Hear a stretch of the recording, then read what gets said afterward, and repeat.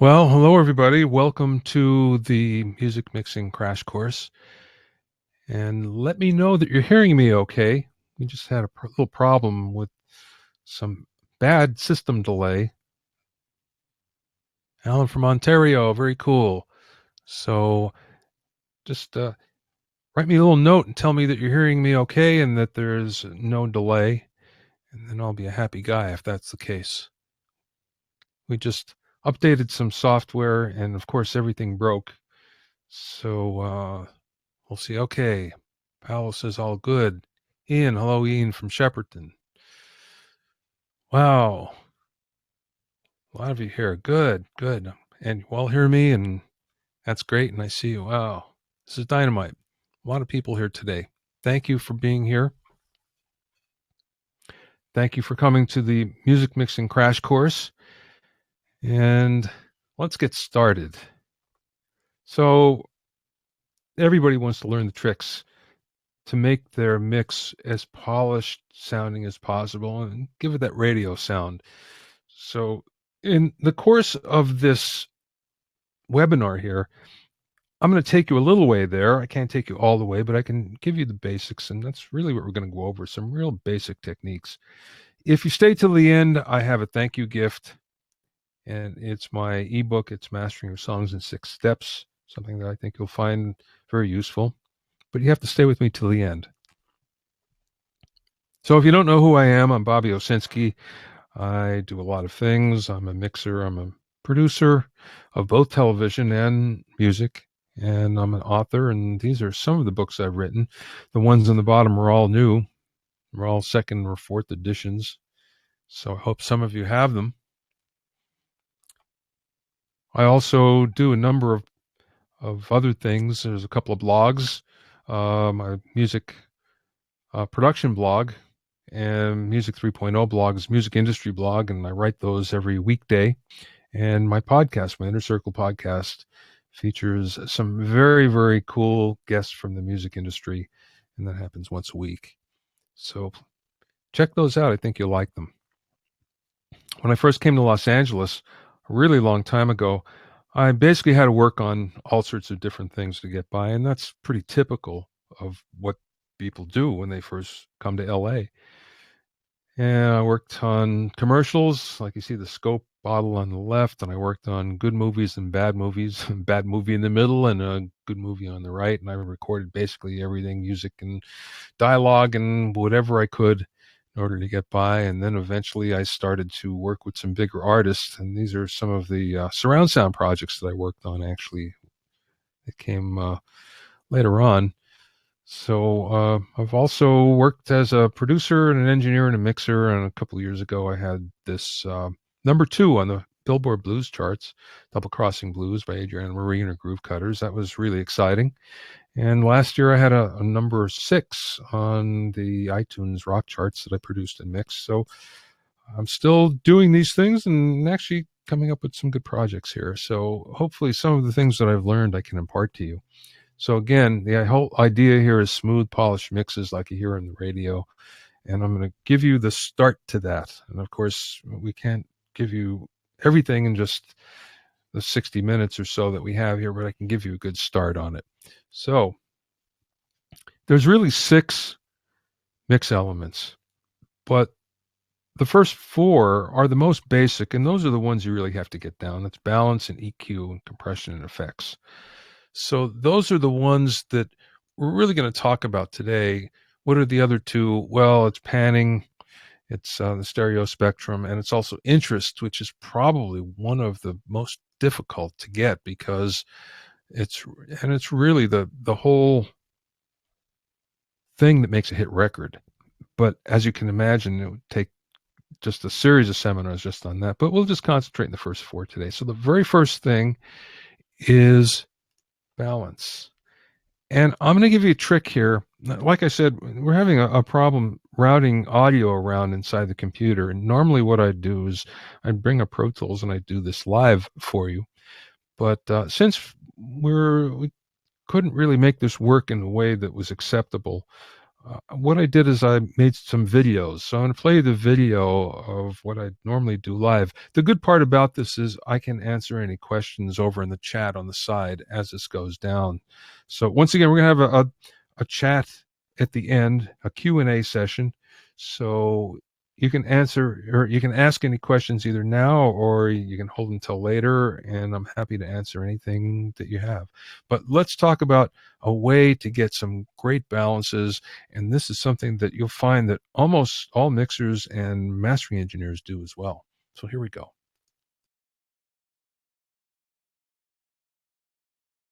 Most mixers will use 3 different levels when they mix, and these levels always stay the same. The reason why is if you start to vary your levels all over the place, then it's hard to get a good reference point.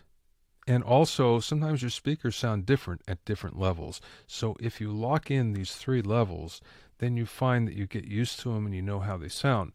So for instance, there'll be 3 levels. There'll be one that will be fairly loud, and that's just for getting the low end together. And then there's one that's moderate, not too loud, and that's for most of the mix. And then there's one that's very quiet. So at the end of the mix, you go to the very quiet one, and then you can pretty much hear how your balances really are. It's surprising at a low level. Things will jump out at you or not jump out, and you can really tweak things very well. So what do I mean by 3 levels? Okay, I'm going to use the master fader here. Now, I normally wouldn't do that. I'd use my control room level control, but in this case, I'm going to use the master fader just so you can hear the difference. So this would be my mid-range moderate level that I would work at most of the time. I've been kissed, loved, squeezed, teased, but never like this before. Okay, so now if I really want to focus in on the low end, then I'm going to turn this level up. And you have to move a little bit of air. Not for a long period of time. It might only be for 5 minutes or 10 minutes at the most. You're not going to play it very loud all day, for instance. It's just going to be until you figure out what the low end is. And it's very difficult to do that unless you move some air. So now have a listen. I've been kissed, loved, squeezed, teased.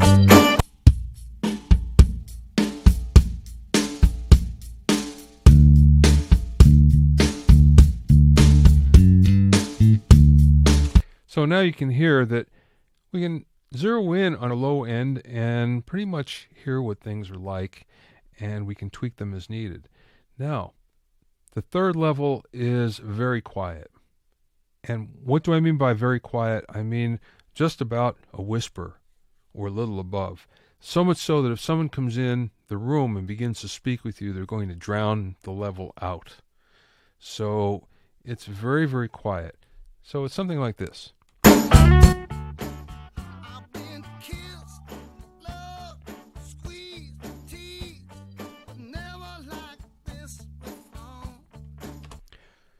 Now, it might even be quieter than that. I'm wearing headphones, so there's no feedback here, and it's very difficult to kind of gauge this stuff with headphones. But what I'd be doing in this case is I'd be listening, first of all, at the very, very low level on my normal speakers and getting the level there, and then I'd be transferring to a very bad, crappy pair of speakers, a $10 pair of speakers, the worst speakers that I can find, and I'd be listening on that as well. And if you do these and go back and forth between the 3 levels, even towards the end of the mix, you still might want to go to that high level again, that loud level. Just check your low end one more time and then bring it all the way down. But you'll find that when you do this and just keep those 3 levels, that all of a sudden your mix is going to balance out better. And by not really varying the levels all the time, and a lot of people do that. They'll turn it up at random and they'll turn it down at random and then they'll put it to another spot to do their mixing at random, and they're always moving the level control. And that's very confusing to your ear, and it really is something that is going to be bad for your balances. So 3 levels and you'll find that that's going to work much, much better than just about anything else. So we're back now, and I hope you enjoyed that. Again, I would normally do that live because of some problems, some routing problems. We're doing this a little differently this time. Actually, we did it like this last time too, and it's not bad because I can look at the chat room at the same time. Anyway, so if you want balances that are going to translate on all different types of speakers, and really that's what we want, because one of the biggest problems is we can really get great balances on the size of speaker that we're listening to, and then we take it to something else, anything else, and it doesn't work, especially smaller speakers or earbuds.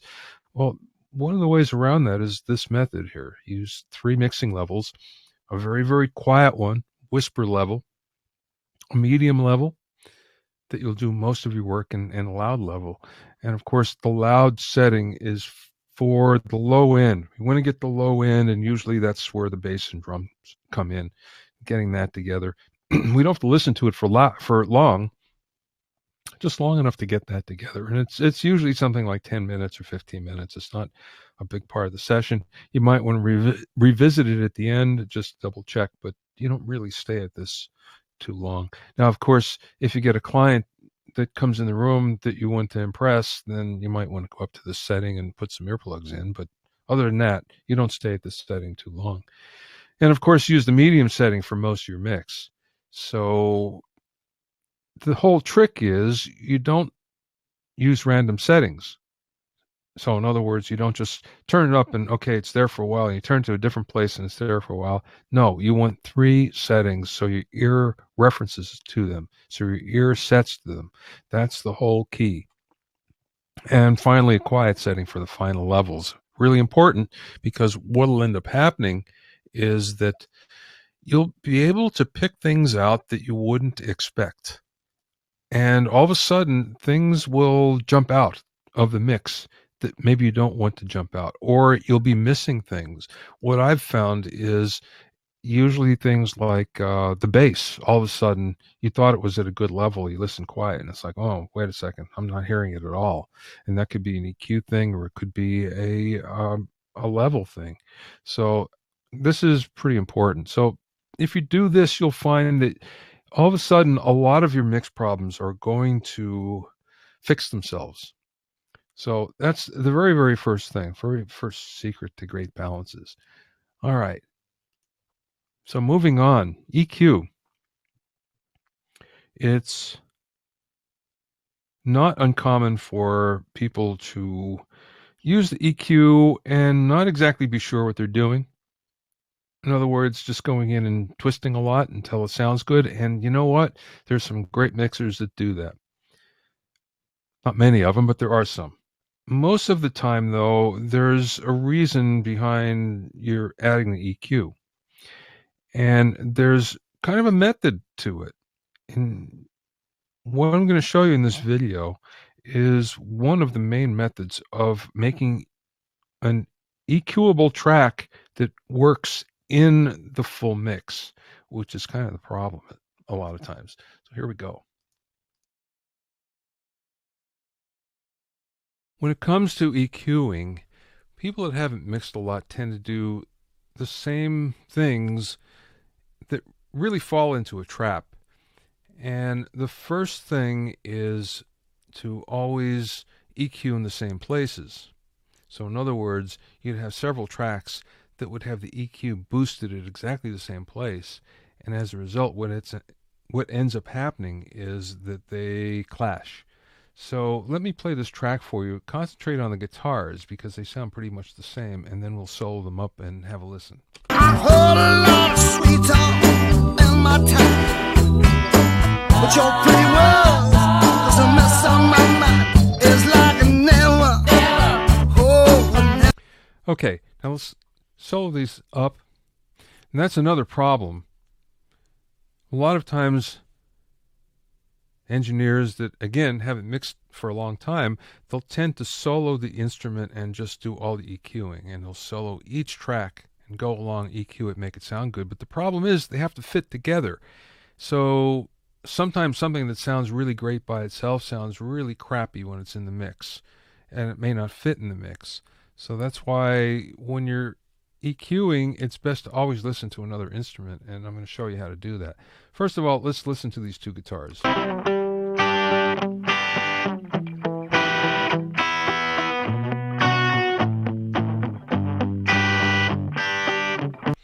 Now, I didn't track this, so I'm not sure if it's two different guitar players or if the same player. Kind of sounds like the same player.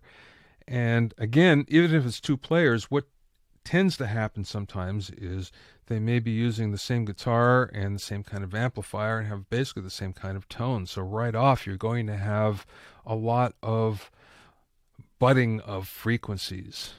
And that's one of the reasons why you find guitar players, studio players, have a lot of different instruments and a lot of different amplifiers, is because they'll mix and match the sound in order so they don't have those frequencies. But in this case, we have two similar sounding guitars, so we're going to try to fix that. So let's listen one more time.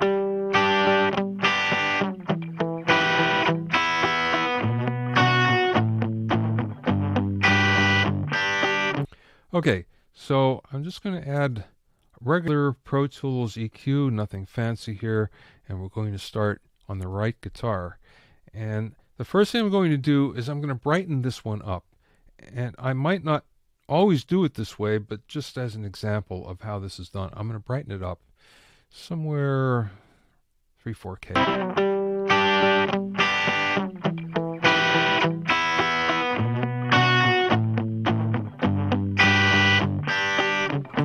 Now, again, the big problem would be is if on the left one, I also EQ at the same frequency. So watch.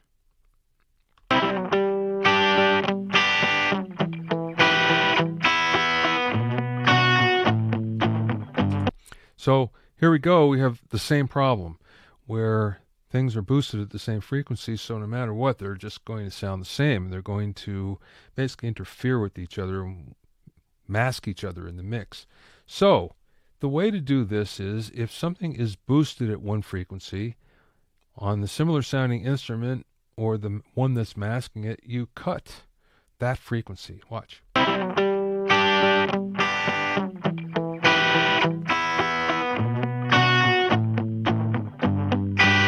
Okay, so that sounds better already. And what I would do is I would boost at another frequency instead.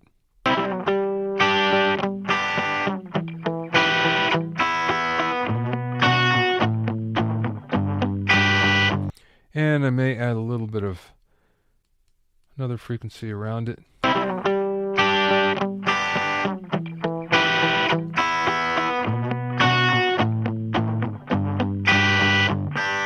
Now, you can see they both sound different now.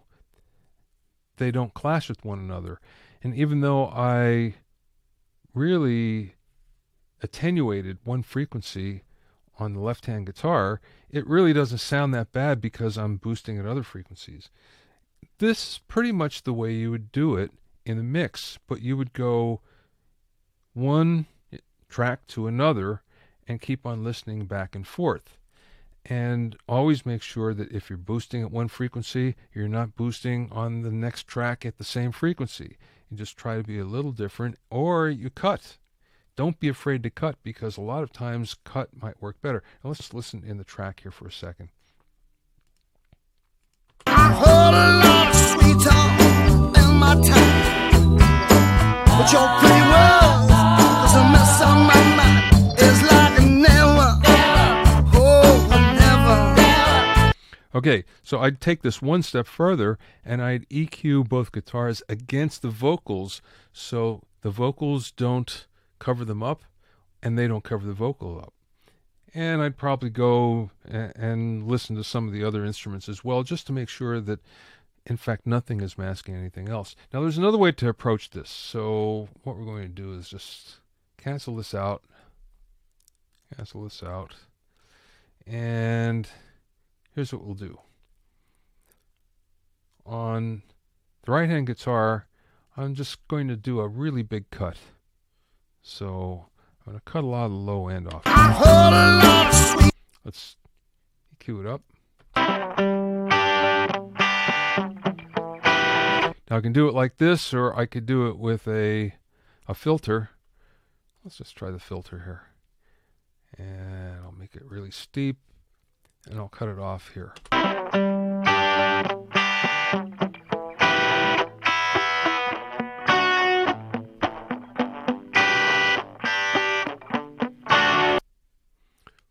And on this one over here, what I'm going to do is I'm going to boost a little at that frequency. So somewhere in the low end, I'm just going to boost it up.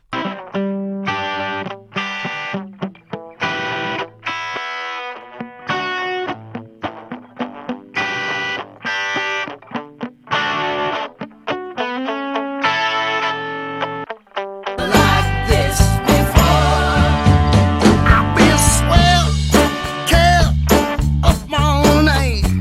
Sometimes I didn't rest at all. I've been shifting. So I don't like this in this track as much, but this is another approach where what you might do is get rid of all the low frequencies on one guitar, one instrument, and boost them where you cut on the next track. And sometimes this works like magic, and it really makes things fit better into the mix. So again, we did this in 5-10 minutes, but normally this might take several hours, maybe just on these two instruments, getting them to fit in the track. So this is why mixing can take really long, because you're constantly carving frequencies to make them work, to make the instruments work with all the other instruments, all the tracks work together so you can hear them all. And again, the EQ helps you do that. You don't need a lot of it. Sometimes just a dB or two is all you need to make things really fit together well. All right. So when it comes to is don't be afraid to cut. And it's one of those things that I think a lot of us forget. You can also cut the frequencies as well as boost them. I think most of us like to boost, and it does that. There's a thought about that, an approach, and it's basically if you want things to sound better, you cut. If you want them to sound different, you boost. But anyway, cutting is a big part of making everything sound really good and working the track. The other thing is you don't want to boost your tracks at the same frequency. So in other words, you don't want to have 2 or 3 or more tracks all boosted at 500 hertz or 2K or anything like that, because then you get a big buildup there and it's very difficult to hear one track over the other. They mask one another, so they're fighting, and you're constantly changing the volume up and down trying to make them fit in the track, and that's one of the big reasons. This happens a lot if you record with the same microphone. So in other words, if you record 10 different instruments and use the same mic all the time, then you tend to build up naturally at certain frequencies, and again, you come up with some problems as a result. So you don't want to boost at the same frequency. Now, a good way around this is you cut it at one frequency, and wherever you cut, you boost at the other. You boost the other track at that frequency, and then you find that they fit together. And that's a really big way to do things. It's a big concept in this. The other thing that's possible here is, don't forget, if you're boosting at 2K and you just boost another frequency at 2.2, sometimes that's enough. If you just move the frequency a little bit, that's enough to separate them. And then a big thing, try not to EQ when a track is soloed. The reason being that you can make something sound great by itself, and as soon as you put it in the track, it doesn't fit. It sticks out, and no matter what you do, you either hear it too much or you don't hear it enough. And the reason why is you're making it sound great when it's soloed. You'd be surprised. When I've had great mixes, or when I've heard great mixes, when I've sat in with people that were mixing and they soloed things, you'd be surprised more times than not. It would sound horrible when soloed, but you put it in the track and it sounds perfect. So don't fool yourself by EQing all the time when soloed. So now let's get to the next concept here, and that's compression. Because really the sound of modern mixes is built around compression. Really, not only modern mixes, every kind of mix is going back to the 50s. They didn't use much compression back then, but they did use it. And if you use it well, your stuff sounds really good. And if you don't use it well, it doesn't. It's pretty simple when it comes down to it. Most of the time, people will tend to use the default settings or not understand what they're doing, especially when it comes to the attack and release. And that's what I'm going to show you in this video. Sometimes one of the hardest things is to understand compression and how to set it up. And you'll find that many musicians, especially who are trying to mix, will basically use the default setting all the time. Now, you can actually get some good results that way more times than not, but pros actually approach it a different way, and they use the parameter controls that are available to them actually to make things work a little better in the mix. So what we're going to do is we're going to put the compressors on kick and snare, and I'll do one in the vocal as well, so you can just see how that kind of works sometimes. So we have these two kick drums here. We have one that's in and one that's out, and they're subgrouped to this track right here. And let's listen a little bit.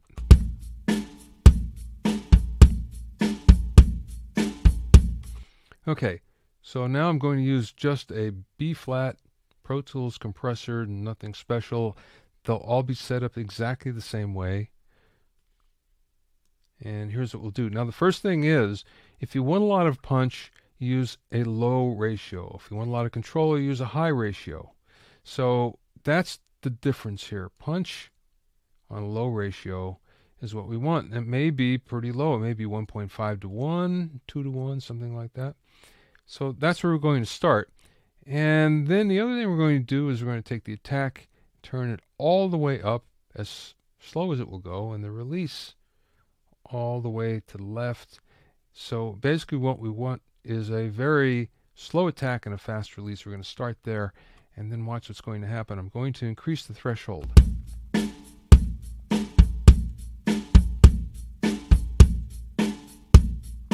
Now, there's actually some motion that's happening there on some of the peaks. And now the first thing we're going to do is back the attack off. Now watch.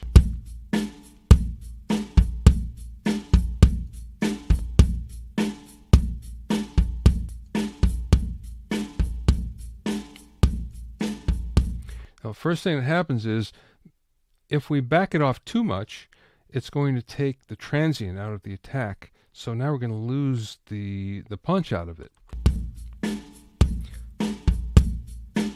So where is it right? Well, just about the time you begin to hear the sound get dull, that's when the attack is set correctly. So we'll hear it get dull and we'll back off a little bit.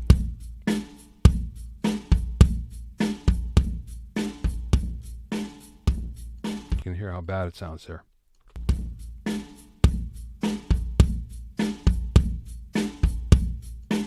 Now, what we're going to do is we're going to start to increase the release. And as we do that, we're going to get more and more compression, so we'll have to back off the threshold as well.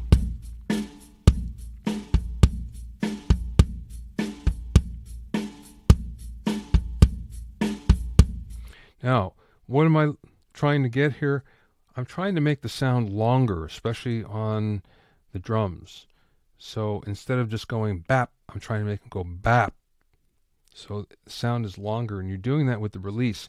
And ideally, what you're trying to do is make it long enough so it stays until the next hit. You can't always do that, but you want it to sort of breathe with the song, breathe with the tempo of the song, with the pulse of the song.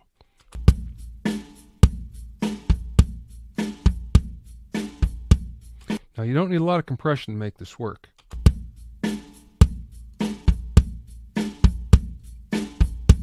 Now we'll bypass it.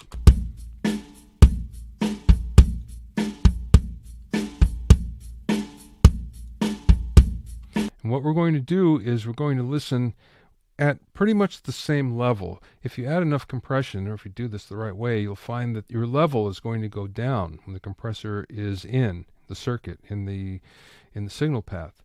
When you bypass it, it's going to get louder. So that's why we use the gain control to boost it up. So if you bypass it, or if you have the compressor in the signal path, it's the same level.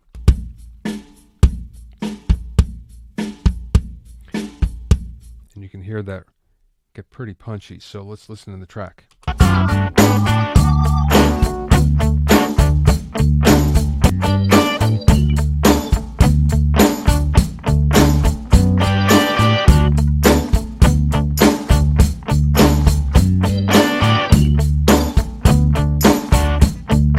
And you can hear it when I bypassed it, it kind of got lost in the mix. Now, obviously, we'd use a different compressor than this. There are several others that will work better and will just give you a better sound because they're made more for this type of program material. But just to show you that you can use just about any compressor and make it work if you know what to do. So now what we're going to do is go over on the snare drum. It's the same thing. We have two tracks, snare top, snare bottom here, and then a subgroup. So here we go. We're just going to use our normal B-flat Pro Tools compressor. Have a listen.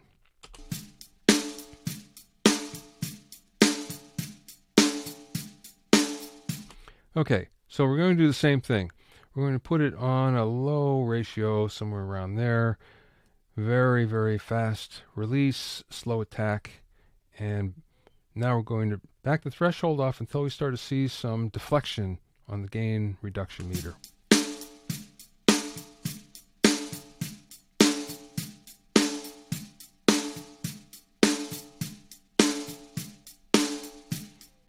Now we're going to increase the attack.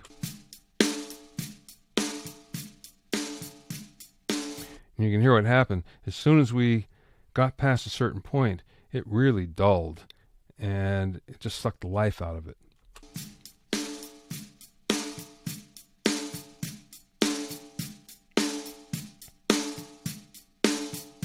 Now we're going to add the release. Hear how it smacked? It's too much compression, so we'll back off the threshold.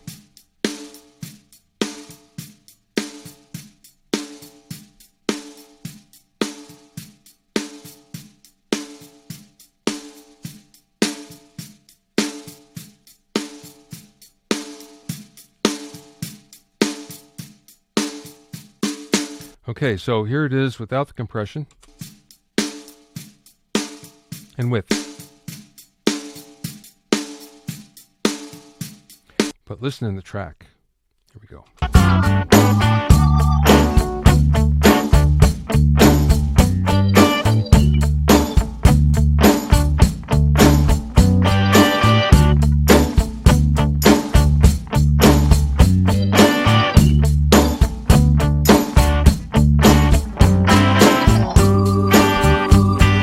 And you can hear the snare still when it's bypassed, but it just gets lost a little. It doesn't have the edge. So we're adding that little edge and we're making it just jump out of the track a little bit more. And again, we'll do that in other places in the drum kit as well. And when we add them all together, you're going to have a really punchy drum kit. But if we use some other compressors that are better tuned to the drums, the sound will be a lot more dramatic. But this is basically the way you do it. You try to make the attack and release set in such a way that it pulses with the drums. Now let's go on the vocal for a second. Let's have a listen. I've been kissed, loved, squeezed, teased, but never like this before. Now this is pretty compressed already. When it was recorded, it was pretty well compressed. So the effect won't be quite the same, but we'll do the same thing. I'm going to put my normal B-flat compressor on. Actually, you know what? Let's just put the 1176 on so you can hear what happens. And the 1176 works backwards. So This is the fast release. This is the slow attack. Let's listen.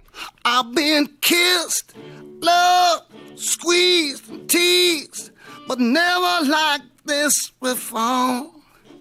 You got me tracking behind you. Okay, here what happened when we really made the attack fast. All of a sudden, we started to miss the beginning of his words.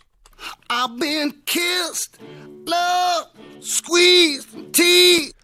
See, it sounds better. So what we're going to do is back that off. I've been kissed, loved, squeezed, and teased, but never like this before. You got me tracking behind you, running on my knees, pleading and begging for more. Okay, now let's just back off on the release a little bit. I've been kissed, loved, squeezed, and teased, but never like this before.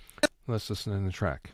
I've been kissed, loved, squeezed, and teased, but never like this before. And without it. I've been kissed, loved, squeezed, and teased, but never like this before. Sounds good, but just doesn't sound quite as good as with the compressor. I've been kissed, loved, squeezed, and teased, but never like this before. And you can see I'm actually adding quite a bit of compression, and you'll find there are some times when you'll add a lot and it will sound great, and other times where you add a lot and it will sound terrible. So it depends on the program that you're using it on, depends on the track that you're using it on.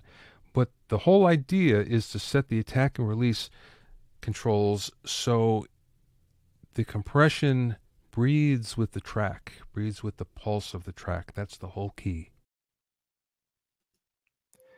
Okay, so one of the things people overlook all the time is the ratio control, or they don't know how to use it. And I have to say, it took me a long time to figure that out myself. Luckily, I had a pretty good mentor in that. And really, when it comes down to it, is if you want to keep dynamics, or at least some dynamics, then you need a low ratio, so it gives you more punch. If you want a lot of control, then you need a higher ratio. So where do you usually need more control? Well, frequently it will be with things like the bass, because you don't want the bass to really have a lot of dynamics. Usually you like that to be nice and solid, so you'd have a higher ratio on the bass.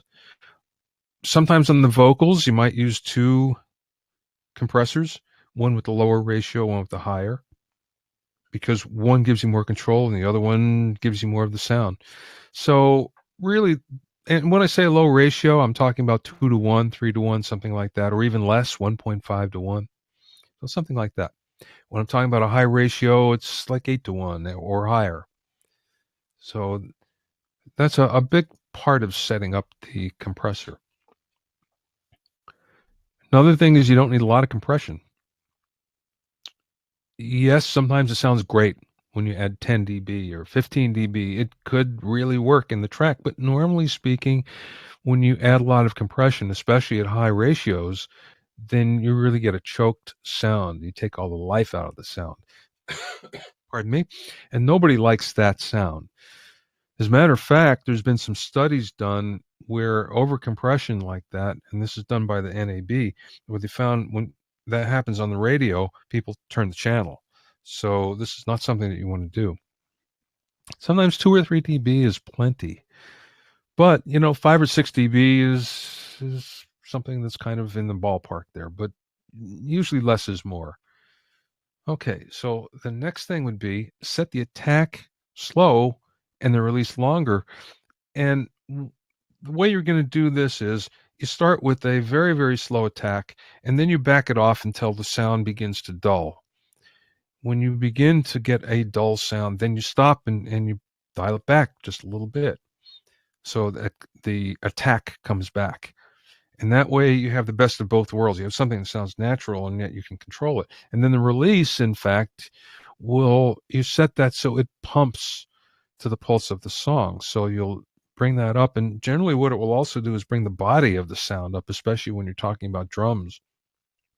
And that's a real secret to punchy drums. So you're trying to make it pulse with or pump with the pulse of the song. And you want punchy drums, that's it right there. And finally, adjust the gain control so the level's the same as when it's bypassed. Here's why you want to do that. It's really easy to get confused and think that because something's louder, it sounds better. So it's best if you have the same level with compression and without compression. And then you can really make a good value judgment, if it works or not, if it sounds good or if it doesn't. And again, don't get fooled by doing this in solo. Listen in the track. When you listen in the track, then you can really tell. So if you follow these steps, I think you'll find that all of a sudden your compression technique is going to be a lot better. And as a result, your mixes are going to sound better. And of course, this is the way it works, not only on individual tracks, but also on the mix bus as well. And we can spend a whole lot of time on that, but we don't have time for that today. So let's move on to the very last element here, and that's using effects.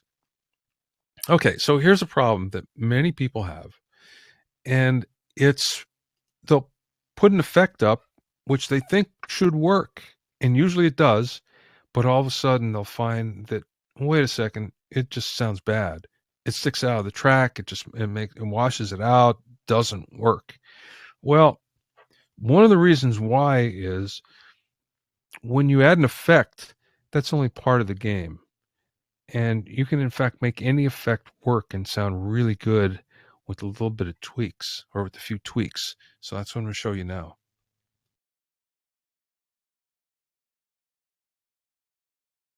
It's common to put an effect up, and put it on the track that you want, and not have it work, and not know what to do. But there's actually a trick that a lot of mixers use to make their effects blend in with the track better. And it's with little EQ. So first thing we're going to do is we're going to listen to the snare drum here, and I have it assigned to actually not a great sounding reverb. It's an air reverb.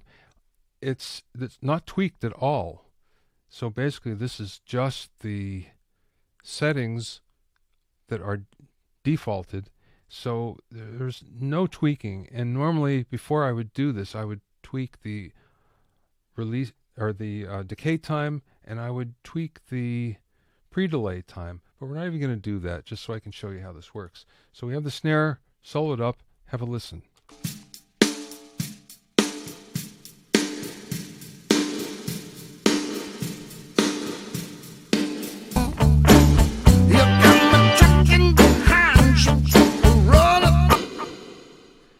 Now this sounds pretty crappy actually, and we can make it blend in with the track fairly easily. So we're just going to bring up a B-flat EQ, and the fastest way to make this work, usually the thing with reverbs especially, is the low end gets in the way. So if you get rid of the low end on a reverb, it will still sound really good, it just won't take up as much space. So have a listen. Let's solo this up so you can hear what's happening.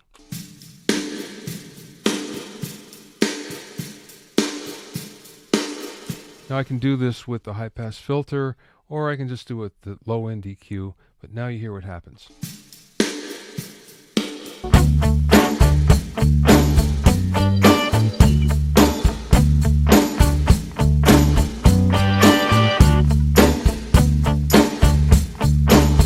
So you heard it cleaned it up quite a bit.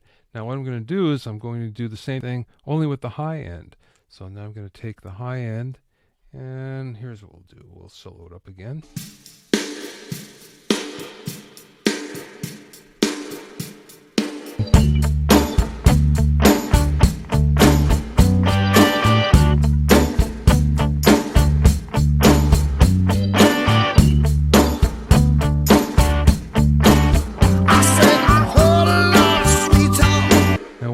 listen in with the rest of the track with the vocals and everything, now that crappy sounding reverb actually sounds pretty good, and it fits in with the track really well, and it just adds some glue.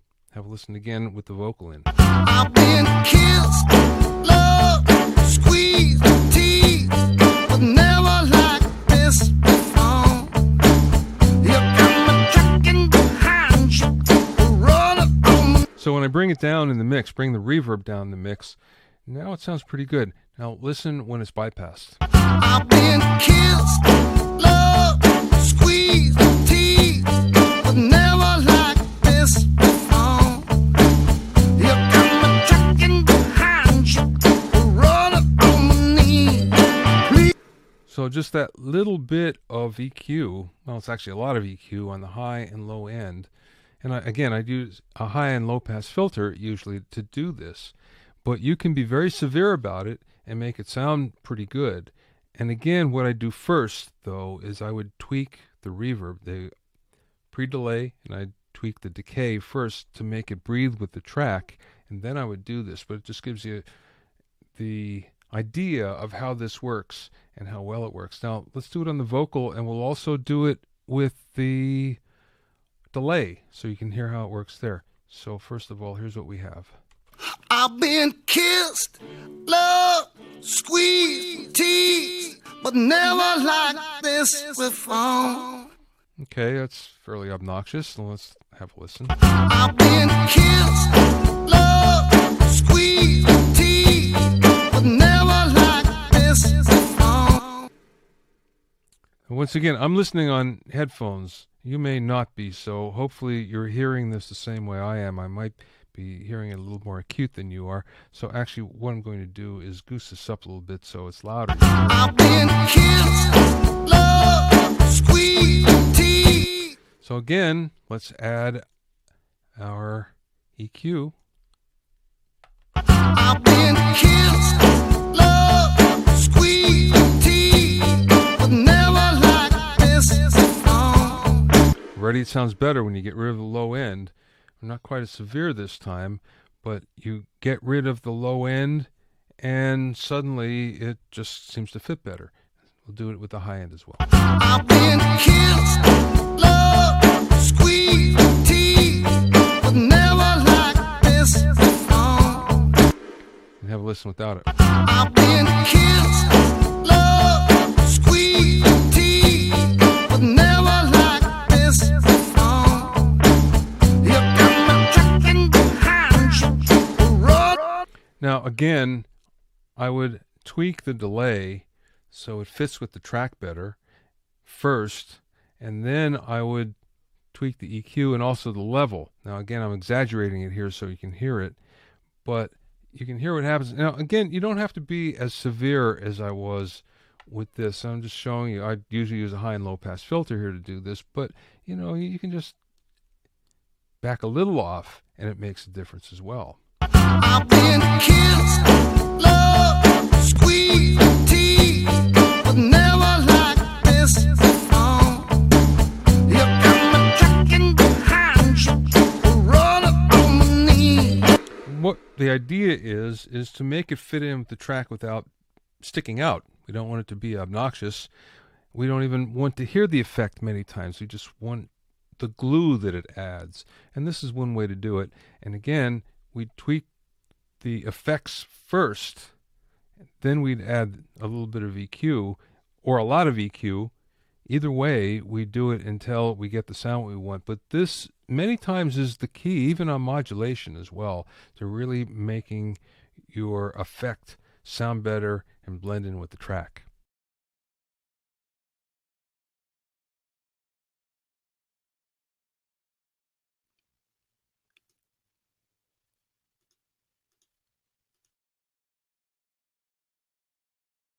Setting up effects is to time them to the track. That's delay and reverb. And of course, that's for another webinar. But even if you don't do that, sometimes you can make everything work by just placing an EQ before the effect in the signal path. And why do I say before? It really does sound different. Now, some people like it after. And of course, if you like it that way, sure. If it works for you, then it works. But it does sound different The reason you're processing the signal, you're changing it before it hits the reverb rather than after. Before it hits the reverb, it just sounds different.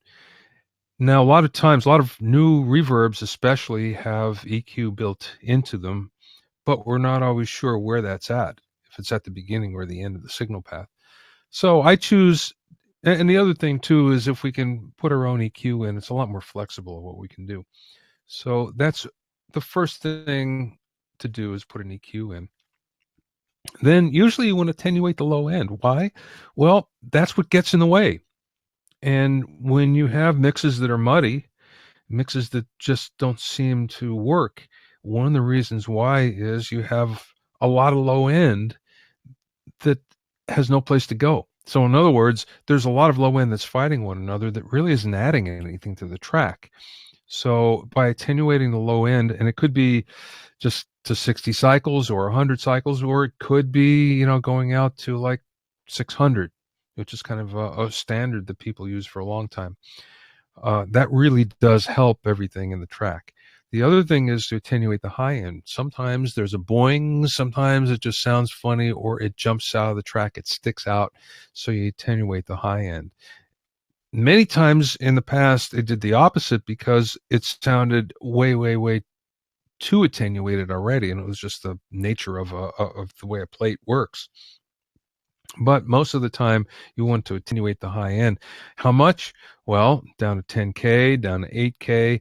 And on drums, I've seen it go down all the way to 2K sometimes, and it just works fine. So if you do that, you'll find that it's just going to fit better. Okay, so now I've showed you all this stuff, and if you want to learn more of the same, I'm giving a music mixing primer webinar series, and it actually starts tomorrow. And like I say, I showed you a few tricks today. There's a lot more of the basics. And this is exactly what I'm going to show you in the music mixing primer. I don't want to spend too much time on this. I want to get to the Q&A, but I just want to show you that it's available here. So it's a 4-week program. It means there's 4 webinars. They're about 60 minutes each with Q&A at the end. And you'll also get a session you can download and practice on, and PDF checklists and guides and things like that as well. And we all know better mixes mean a lot to our career. You make better mixes, you'll sell songs, more likely to sell songs, you'll get better gigs, it means more streams and sales and everything else, and you also feel more confident about what you're doing.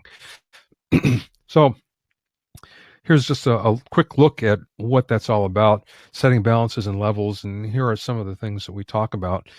And again, I don't want to spend too much time on this. You can see this online. Week 2 is all about using the EQ, something, again, we talked a little bit about this stuff today, but we'll talk more in depth.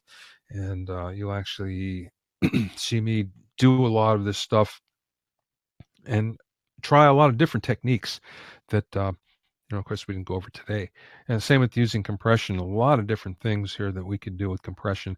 The first thing is pretty big, different types of compressors, when to use them. And of course, that's one thing that, people sit and scratch their heads. Well, should I use an FET compressor or should I use an opto compressor? And there's kind of some guides, not set in stone, but there are some guides. So that's week 3, and week 4 is all about effects, and it's, again, getting your effects to fit in the track, timing delays and reverbs, things like that. So this is usually held on Thursdays. Again, the first one is tomorrow. There's a mistake. There's 3 p.m. Eastern. It's actually at 2 p.m. Eastern. And just like this particular webinar, there's a recording made, and it's available to you later. So the next one begins tomorrow. Music Mixing Primer. It's the first time I'm giving it, so I'm giving a big discount on it, $97. And you have to use the coupon code MixWeb. You can go to mixingprimer.com. At mixingprimer.com, all those things, all those screens I just went past real fast, it's all on there so you can see what's available. And it says only good until Sunday night, but it's really only good until tomorrow when this starts. So after that, the discount will no longer apply. So I always show this to people. Just imagine what your mixes are going to sound like at the end of a few short weeks of learning some of the basics. Again, people can get good mixes, but sometimes there are some basics that they don't know, and this is all the things that, in fact, we'll go over. People like my courses. If you, some of you are on here that have already signed up for some of my courses, so you know. But if you haven't, if this is kind of new to you, there's a lot of people that really dig my courses, and they include people that have just started, people that have a moderate amount of knowledge, some pros, and some real high-level pros like Rob Schrock here. And this is the one I like the best. Smart person can actually use your industry contributions as a full-time education beyond a master's degree of any college I know of, and that's high praise, and I thank Jay for that. So anyway, that's just some background here. So Q&A. And now is your time for all your questions. And I saw a really good one back in the beginning from Stuart. Before I do that, I'll tell you what I'm going to do. I'm going to, here we go. Okay, from Stuart.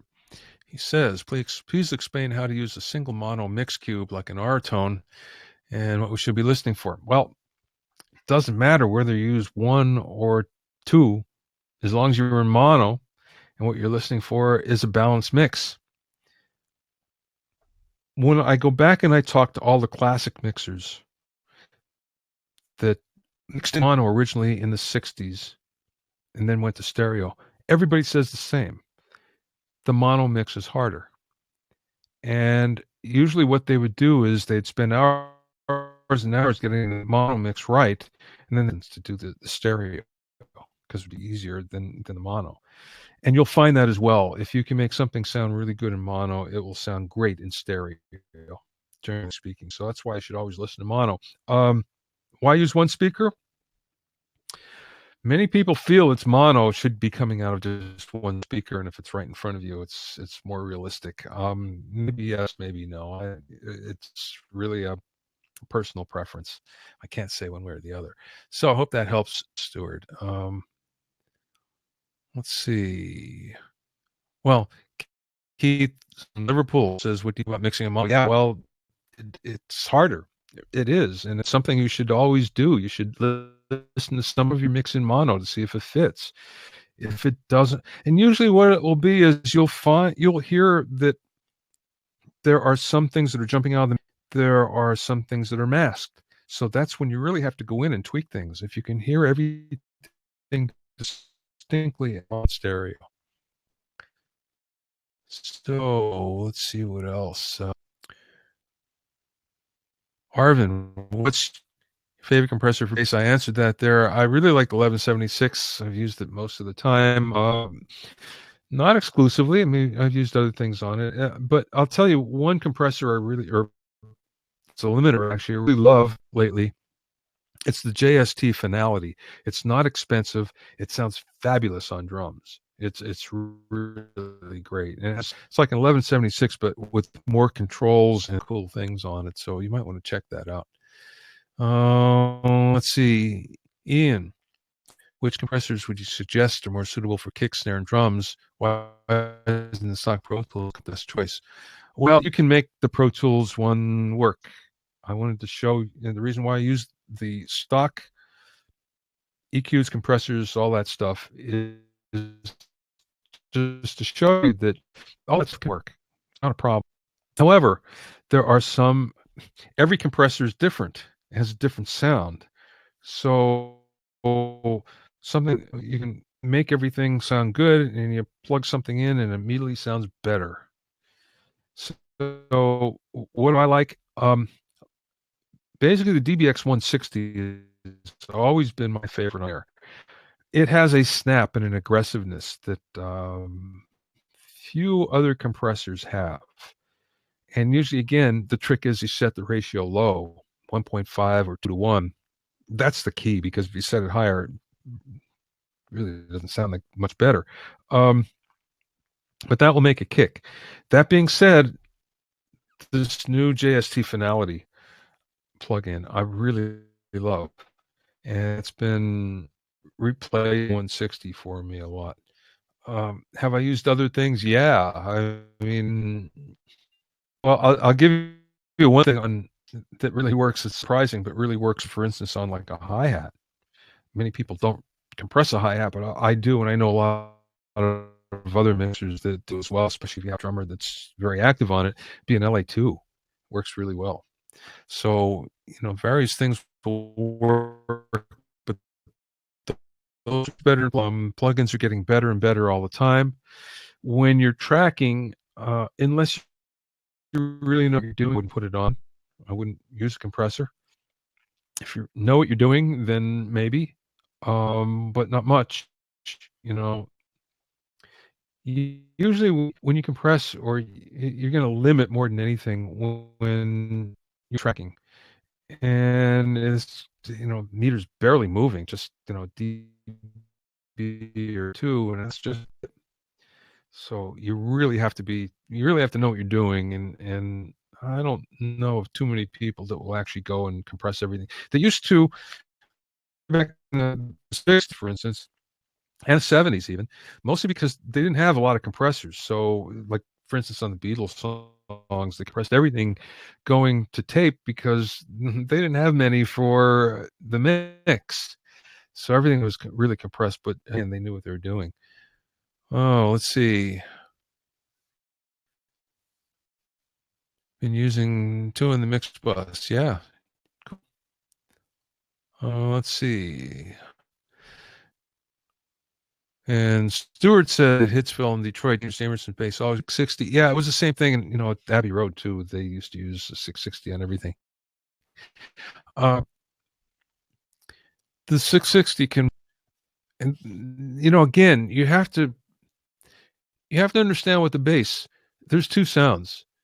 The direct sounds way different than something that's mic'd. And something that's mic'd will react different to the compressors than so. Way back then, it was always on a mic'd bass. It was rarely direct. Towards the end at Motown, it was. So, again, you have to keep that in mind, because something that works on a mic'd bass amp won't necessarily work the direct, because they do sound different. They have different. The direct has more snap and more dynamics, and the bass amp has less. So usually, it requires different compressors because of the dynamics. Let's see. Oh, okay. Itzhak says, "Can you provide presets?" I guess. I don't. Here's the problem with presets. Every song sounds different and requires a different setting. It's just simple as that.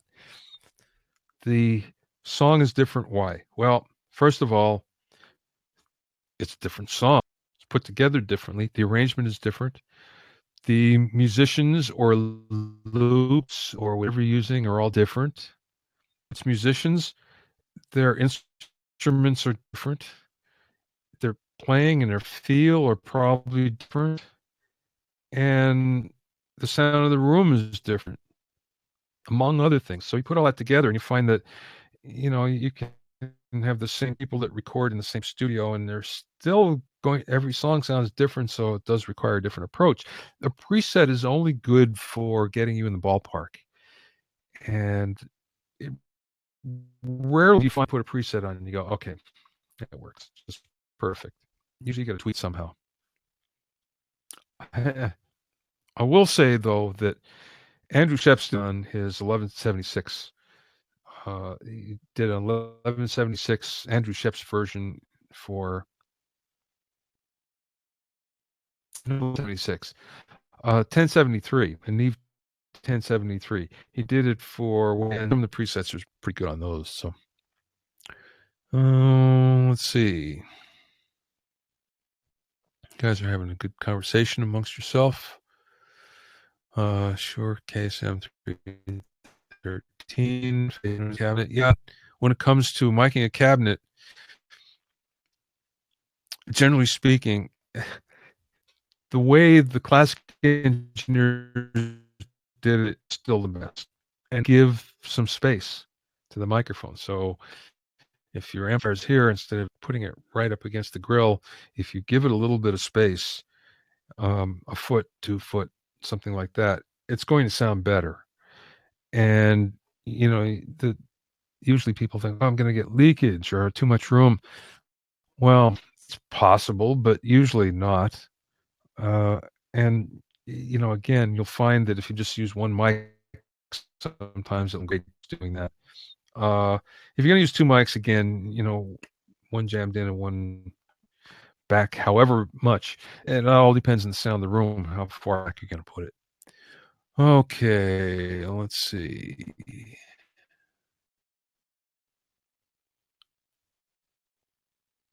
Okay, coupon code again is MixWeb, M-I-A-B, MixWeb. Pat asks, what about order? Do you mix rhythm tracks before strings and vocal? Oh, yeah. Well, you want to get the vocal in as soon as possible. I know mixers that start with the vocal all the time, figuring it's the most important thing in the mix, and they'll start. And I know a mixer that will spend 8 hours just on the vocal before he starts on anything else. Famous. Uh,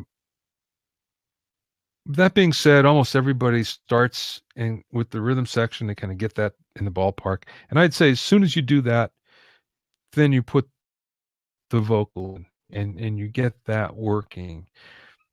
One of the big, if you get all the instruments together working, and then you work on the vocal at the end, more oftentimes than not, you'll find it won't fit. And as a result, you do whatever, and it'll either be too loud or buried. So the only way you stop that is to get that vocal in as soon as possible, and then bring the other instruments in around it, and then you'll find that that's not going to be as much of a problem. So yes, and generally speaking, strings come in kind of last, strings and percussion, only because you'll find that they're supporting instruments. They're going in certain spaces, and a lot of times fill instruments like that you can usually bring in towards the end. Phil, what's your all-time favorite plugins? Well, 1176 for sure.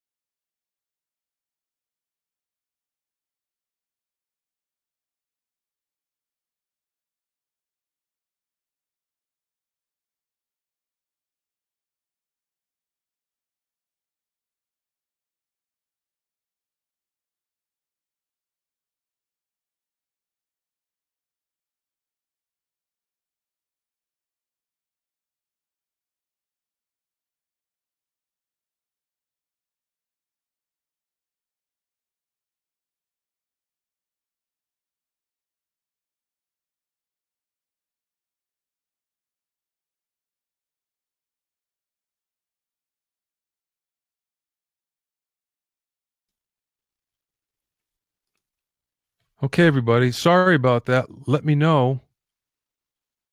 Yeah. Okay. From John, he says degrading over the last film. If you guys see me now, if I got better, I know it's a drag here. The big problem. I just lost all of your backup. Okay, good. I just lost your chat, so you have to hit me with those questions again. I'm really sorry that this happened. Not my fault. Um, So hit me with your questions and we'll do it again. Okay, so the last one was favorite plugins, and we'll talk just about compression plugins. Um, LA2, 1176, LA3, and on Mixbus, the SSL always. The UAD precision limiter I almost always use. That's a really great one. A PSP vintage warmer I find I use in every mix. So that's one of the really good ones. Let's see what else. Those are the JST Finality, which is a great limiter, and I'm finding I'm using it more and more. And again, it's not expensive. JST, Joey Sturgis. So I think jst.org.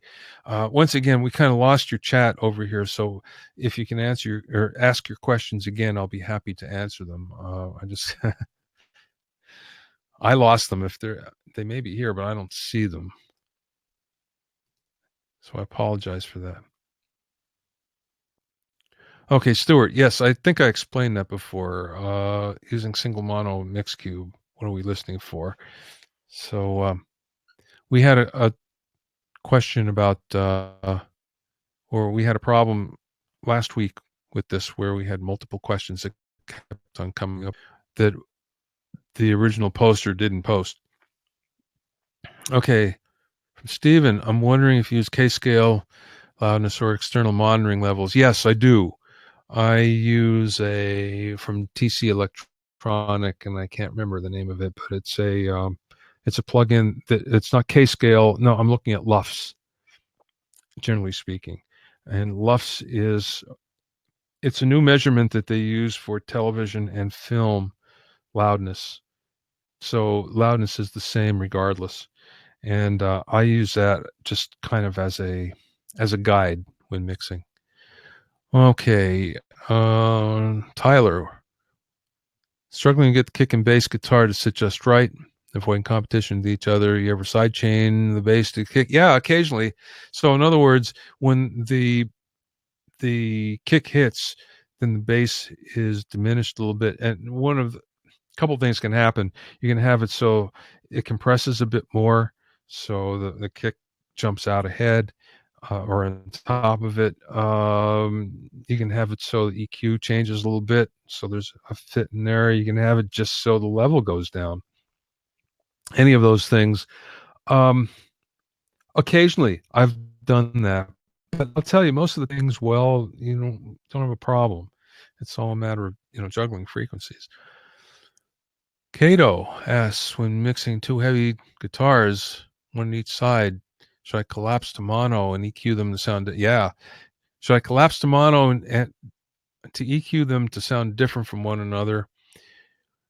Example, EQ the bass heavier and one more thin. I need some advice and guidelines when mixing heavy guitars. Yeah, that's always a good idea. Now, here's the one time where it might not work like that.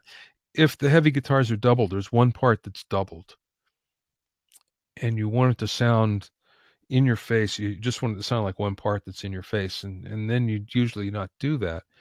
And a good example would be if you go back to Ozzy Osbourne in the Randy Rhoads era. Randy doubled everything, but he did it so closely that it sounds like it's one guitar. And if you're looking for that sound, I mean, that's the way to do it. But again, you have to have a double that's really close. But otherwise, yes, and again, that comes back to that's where is to have multiple different guitars and amps.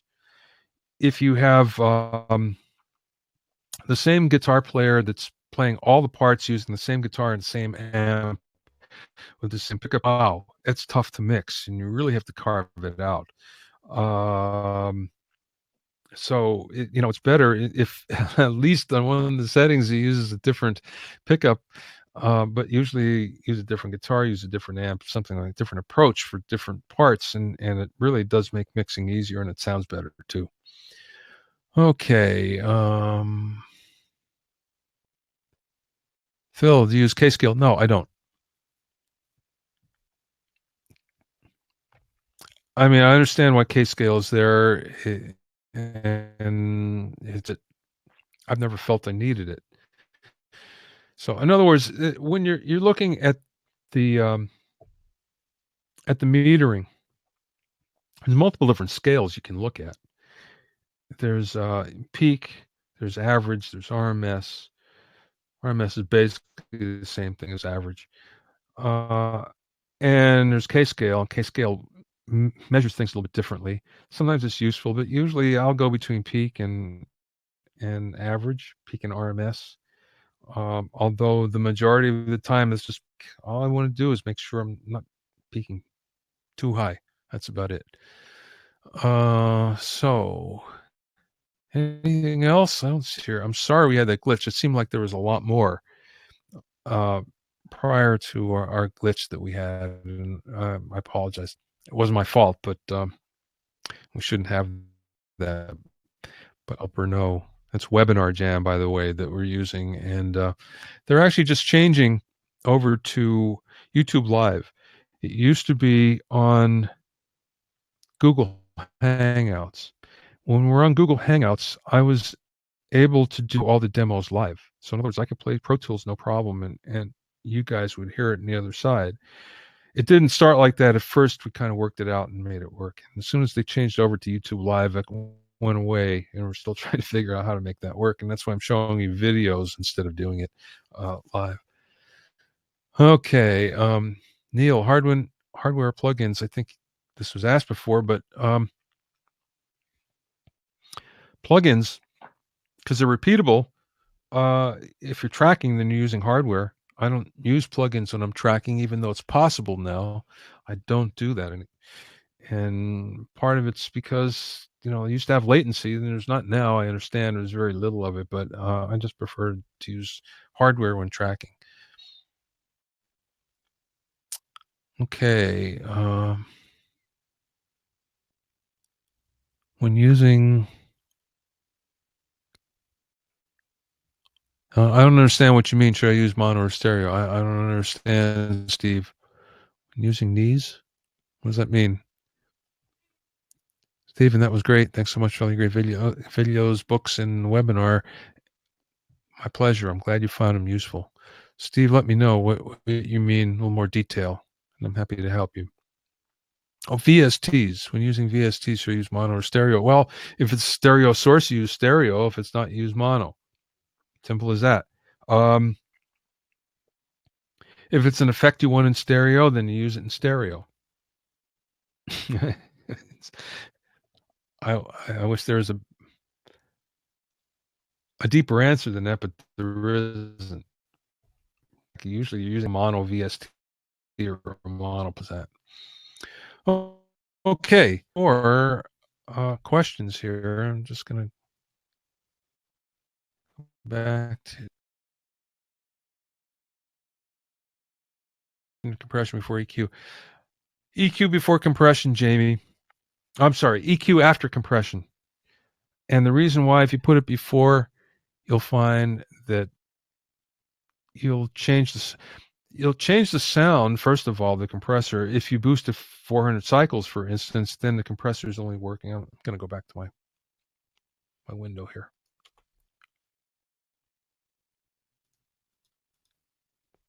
Oh, it's not letting me do it for some reason. Okay, so we're a little off on this.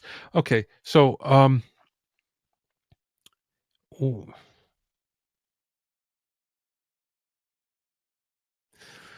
okay, so you put it after the compressor, the EQ after the compressor. Here's why.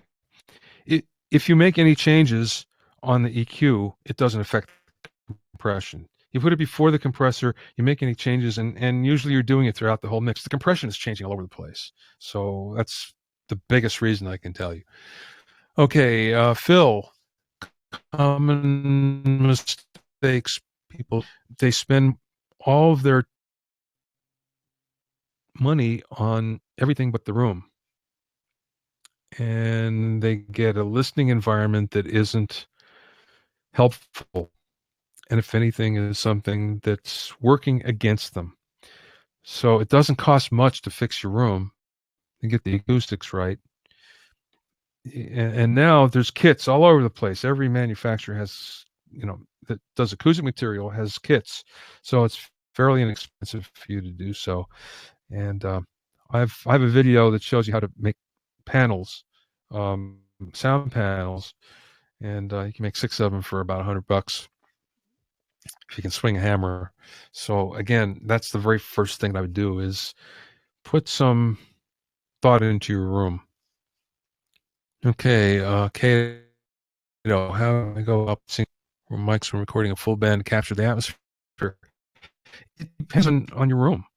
Again, it's hard to say. I don't know if you have a small room, a big room, what it's shaped like. If the people are playing, if the whole band is playing together, that all has a bearing on it. If you're just trying to capture the whole game, no matter what, it's on your room. I can't give you more than that. Pat, use earbuds when mixing or just headphones. Expensive and inexpensive. Okay, well, right in front of me. These are in-ear monitors. They're by Ultimate Ears, and they're what's known as the Capitol Records version. They're fairly expensive, and they sound really good. I do check my mixes on them because they're pretty accurate. That being said, they're difficult for me to wear, and I never really got used to them. So that's a big part of it. So generally, I'll check on headphones, and I may check those, but that's about it. I don't use them for mixing. Let's see. That panel making video. I can't tell you exactly. Go look at my YouTube channel. I think you'll find it there. So just look at YouTube for Polymedia, Polya, or just do a search. Do a search for Bobby Owsinski, and you'll find it'll be on my channel.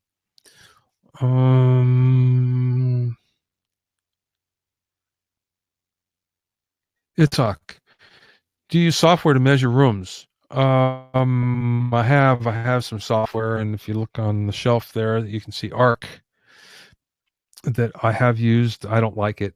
I haven't found any of the software to do what I needed it to do or to make the room sound better, to be honest with you. I know it's possible and it can work, but usually you can't take enough points to make it work. And when I've talked to like Bob Hodis, probably the premier room tuner today, he would take 400 different measurements in a room, and usually on the software that you can buy that's inexpensive, you can't do that. Steve, I'm really sorry. My virtual instruments, mono or stereo? I hate to give you a non-answer, Steve, but it depends. It depends on the sound you're looking for.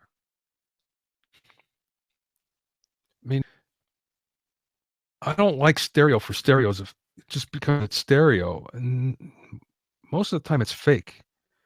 So what'll happen is there'll be one side that sounds good and the other side will be kind of out of phase, and or chorus or something like that. So mono and then making it stereo yourself, not always, but so that's the one thing I'd look at. Andre, do you recommend using saturation plugins when mixing in the box? I don't like them, but boy, lots of other people do. I've always believed you can get the sound you need without using those.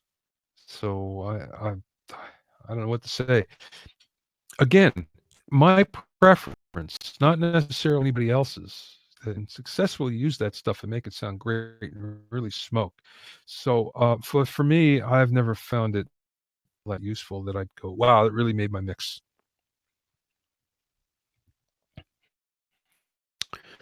Yes, about the EQ before compression. Is that wrong in the case of one Jason? Well, yeah. Again, you change the EQ, then you also change the compression, and also if you happen to boost the EQ, let's say boost at 400 cycles, that means the compression is working on 400 cycles first before it works anything else. So you're kind of defeating the purpose of the compressor. So it's not a good way to go. It'll work sometimes, but most of the time it doesn't. Jamie, thank you for sharing some of your information. I read several of your books. I learned something from new each time I read them. Thank you. Well, I like that. I'm happy that you found them useful. From JS Lore, mixing VST, example, drum VST, supposed to already compressed. Oh, okay. So if you're using samples or virtual instruments,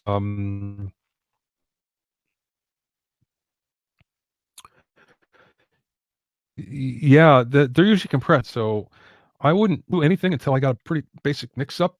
And sometimes adding a bit more compression can help, but you may not have to add anything because it's pretty much processed already. So, use it with a grain of salt. And if we get another one here, then that'll be the last one. I don't see anything coming in. Okay, Stuart, this question.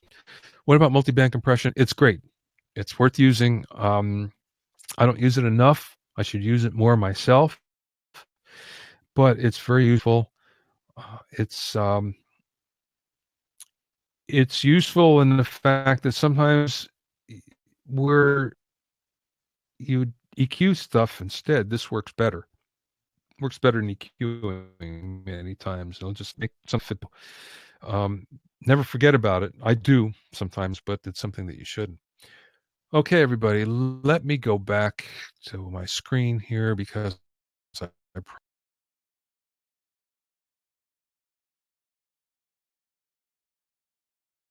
so here's what you do. You go to the order page, mixingprimer.com, and then it looks like this.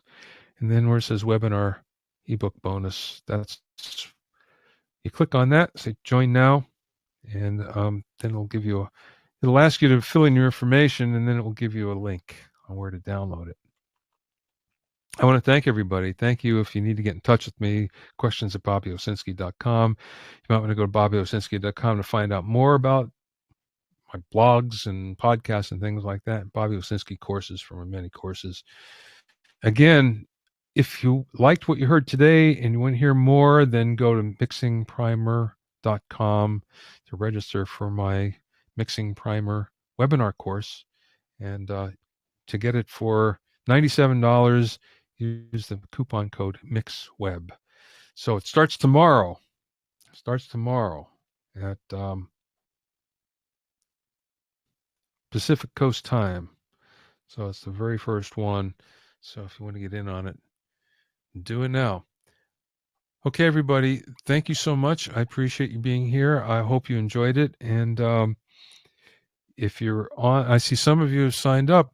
Very cool. I'll see you on the Music Mixing Primer tomorrow. And for those of you, hopefully I'll see you on another webinar somewhere. Thanks a lot.